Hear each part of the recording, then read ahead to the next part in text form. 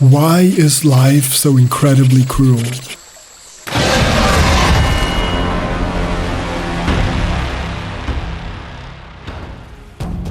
Death, suffering, adversity, and pain.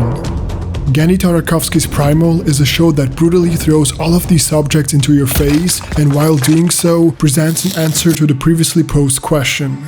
And really, this shouldn't be surprising. After all, it is an incredible masterpiece of animation and its complete lack of dialogue makes the show stand out above many others. But the beauty of its silence has already been tackled by many other YouTubers like Animation and the Royal Ocean Film Society. So feel free to check their videos out if you're interested in that, because today we will be focusing on a different aspect of the show.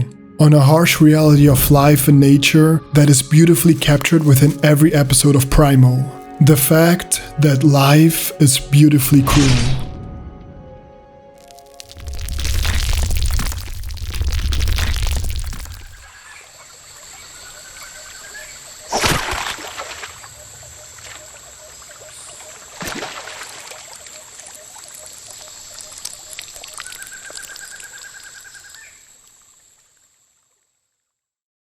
Without any need for words and dialogue, Primal starts off by introducing us to our main character named Spear, a traditional caveman that is hunting for food when he suddenly hears screams coming from his home.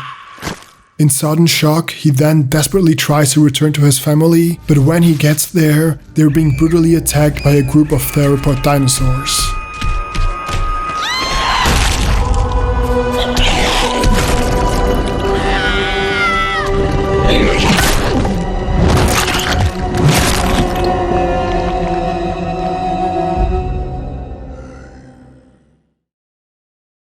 Devastated and still in traumatic anguish, he then tries his best to save them, but it's all in vain because they're already gone.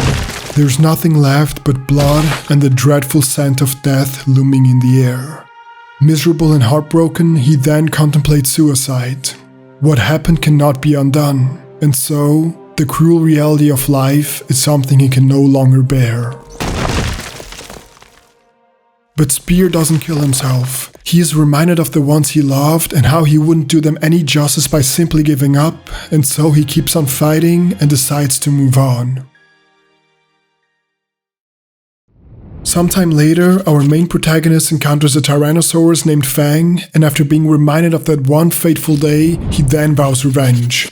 He follows her back to her cave, but once he gets there, he realizes that this is not the same theropod that killed his family. Actually, Fang even has her own children to feed and take care of. But before he has any time to think about any of that, they're both taken by surprise by the same dinosaurs that once killed his family. Only that this time, they're after Fang's children. And even though Spear does his best to fight off these cruel creatures, the inevitable could not have been avoided. Death and despair have now come for Fang as well. These poor souls, they have both gone through similar turmoils. They were brutalized by life and were then left with hardly anything. And although they had lost everyone they loved, they found new companionship within each other. Together, they then went on a long journey for survival. They found strength after experiencing the worst life has to throw at them. And so, because of it, they were ready to face many cruel realities of life.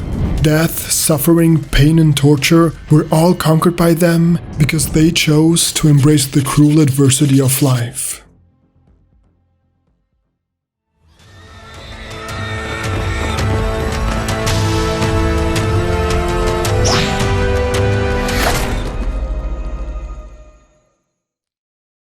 Quick question. What words come to mind when you hear the word nature?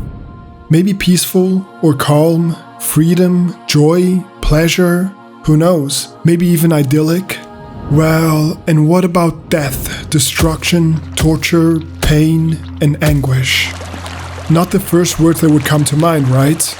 Well, they should though. Why, you ask? Quite simple, really. Because pain and suffering are inherently natural. They are most present and most prevalent within the loving arms of Mother Nature.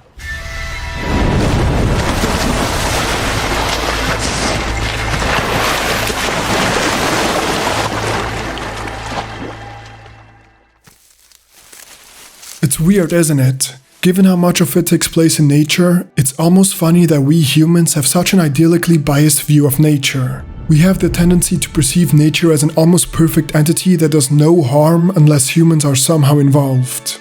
And while I myself love nature and constantly revel in its beauty, I don't do so because I think it's this Disney-like world of fantastical wonders. No, I love nature because it works in such perfect unison, even though, or better put, as a result of all the pain and suffering that takes place within it. All the adversity that life has to face when it's subjected to the brutal reality of nature.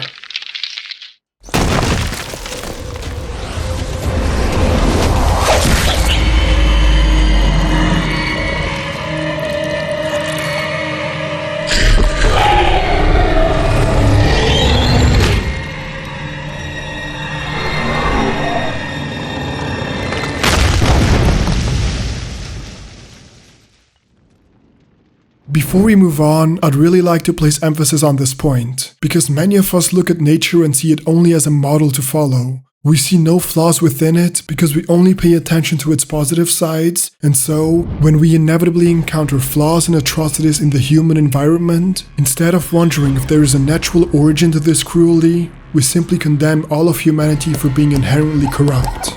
But I think that this incredibly naive view of the world fails to consider one crucial thing. The fact that nature is a relentless force of cruelty. Animals, plants, and basically all life is subjected to so many horrific things on a daily basis. From long-lasting disease and sudden unexpected injuries, to starvation and dehydration, all the way to excruciating pain inflicted by predators, parasites, and more. Living beings definitely don't have it easy when they're out in nature, that's for sure. I mean, did you know that fish larvae suffer enormous mortality rates, eliminating 99% of the offsprings within a few days of living? That there are creatures that brainwash grasshoppers into killing themselves? That there are parasites that lay eggs on their hosts so that their larvae can then grow through eating the host's internal organs until the host inevitably dies a horrific death? That there are tongue-eating lice that destroy and replace the tongues of various fishes? That regular weather conditions like hailstorms are known to kill thousands of birds at once? And not even to mention the amount of pain and suffering that is induced by the inevitable cycle of life. These and many other factors have played a huge role in many mass extinctions of this world of ours. From the great oxidation event that led to an extinction of almost all life, all the way to the sudden and drastic fall of the dinosaurs. It's as if nature is constantly challenging itself to see if the life it bears is strong enough to survive. And if you're wondering, this is not limited to animals and humans. It's universal. All life has to suffer through it. We may not think of it when we look at them, but even plants as well have a really hard time in nature. And while it's unlikely that plants feel pain the same way we do, that doesn't change the fact that they may be aware of their own destruction and that they'll try their best to not die off. I mean, did you know that the smell we associate with freshly cut grass is actually a chemical distress call that is used by plants to beg nearby critters to come and save them from the attack? So yes, basically making this the equivalent of a painful cry for help. It's truly incredible. Every day we're discovering that, although not audible to the human ear, research has revealed that cucumbers scream when they are sick and flowers whine when their leaves are cut. And I know that this may sound absurd to many of you, so I'll leave links to all the studies and research in the pinned comment below. Either way though, regardless of the awareness of the pain and suffering, one thing stays clear. All life has to struggle and fight to survive. While some do it in more obvious ways like fighting, screaming and running, others do it in more subtle ways like releasing chemicals to either call for help or to attack the threat head on. We all have this in common, our shared fight for survival.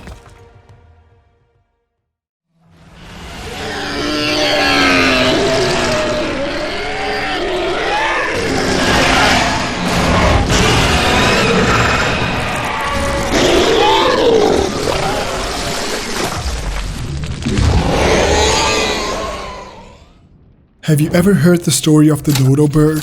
The story of an extinct species of bird that was probably last seen in 1662? You may not understand why I'm talking about the dodo right now, but to put it simply, this bird is a great representation of what happens when life is too easy and never cruel. It all started roughly 140 million years ago when India separated from Madagascar, which led to a lot of volcanism and eventually to various seamounts at the bottom of the ocean peaking above water levels and therefore becoming their own little islands. Islands that were quickly populated with life by the wind that carried plant seeds with it, making all of these islands rich in plant life but poor in animal life. And since the islands were too far away from the mainland, really only one species of animal could effectively make its way there: birds. Birds that could fly thousands of miles without a problem, and so they did exactly that. And when they finally arrived at one of those islands, they found what appeared to be paradise. All the food they ever wanted, and no predators to feast on them. They loved it there and so they stayed. And after millions of years of no outside threat, the ancestors of the dodo bird started to lose their ability to fly and replace it with a bigger and flashier body. But that really didn't matter. It's not like they needed their wings any longer anyway. But that is when reality kicked in. Thousands of years later, when humans made their way to the island, they brought with them various predators like dogs, cats, and even monkeys. And by that point, the dodo bird had already lost all sense of fear. After millions of years, since they had no need for their fight or flight instinct, they simply gave it up. And so, to no one's surprise, the dodo quickly went extinct. Without fear or the ability to fly, it had no way and no reason to defend itself. It became too comfortable with life, and so it gave up the will to fight, and then, when it needed it back the most, it was already gone. The example of the dodo bird represents a lesson that is incredibly important for us humans to embrace. It's a lesson that Genndy Tartakovsky Primal also perfectly summarized in its 5th episode called Way of the Ape Men. An episode that for the first 8 minutes didn't introduce any danger whatsoever to our protagonists. Spear and Fang are, for once, finally allowed to take a break. They found their own little island with plenty of food that doesn't even run away. An isolated area that could easily be mistaken for paradise. And so, they both enjoyed the comfort that this place gives them, and then, for the first time, they let their guard down. Just like the dodos, they became docile, complacent, and weak, even if just for a single moment. And then, like the dodos, an outside threat came to disrupt their peace and almost killed them off for good.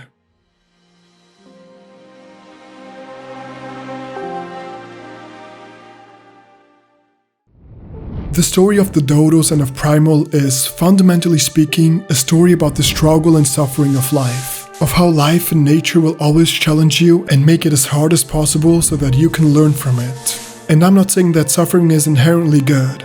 But I'm also not saying that it is inherently bad either. It's something in between.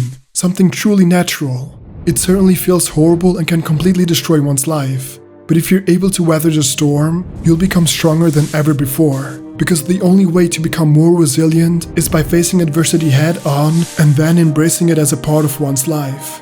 By accepting the fact that not only humans but all living beings create and suffer from pain and loss. We all have to live with the cruelty of life and learn to overcome it. It won't be easy and it won't feel comfortable, but you'll become stronger through it, and so you should be grateful for the pain you had to endure. I know how hard and strenuous it can be, but I'd argue that it's still better than becoming overly comfortable with life and then going the way of the dodo. Don't worry, all of this pain is definitely not in vain.